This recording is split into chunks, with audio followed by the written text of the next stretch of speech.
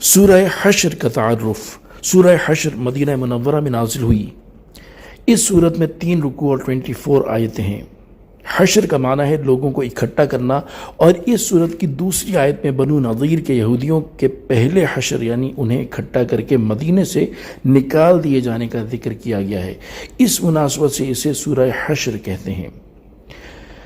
پیارے آقا تاجدار مدینہ صلی اللہ تعالی علیہ وآلہ وسلم نے ارشاد فرمایا، جس نے صبح کے وقت 3 مرتبہ اعوذ باللہ السمیع العلیم من الشیطان الرجیم کہا اور سورہ حشر کی آخری 3 آیات کی تلاوت کی تو اللہ تعالیٰ 70,000 فرشتے مقرر کر دیتا ہے جو شام تک اس کے لیے دعائے مغفرت کرتے رہتے ہیں، اور اگر اسی دن انتقال کر جائے تو شہید کی موت مرے گا، اور جو شخص شام کے وقت اسے پڑھے تو اس کا بھی یہی مرتبہ ہے۔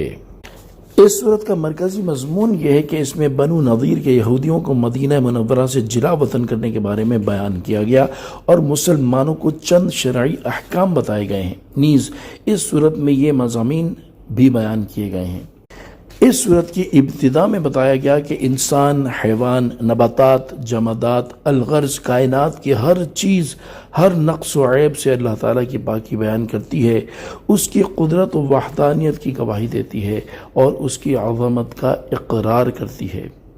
یہ بتایا گیا کہ بنو نضیر کے یہودیوں نے نبی کریم صلی اللہ تعالی علیہ وآلہ وسلم سے کیے ہوئے معاہدے کی خلاف ورزی کی اور آپ صلی اللہ تعالی علیہ وآلہ وسلم کو شہید کرنے کی سازش کی، تو اس کے نتیجے میں انہیں مدینہ منورہ سے جلا وطن کر دیا گیا۔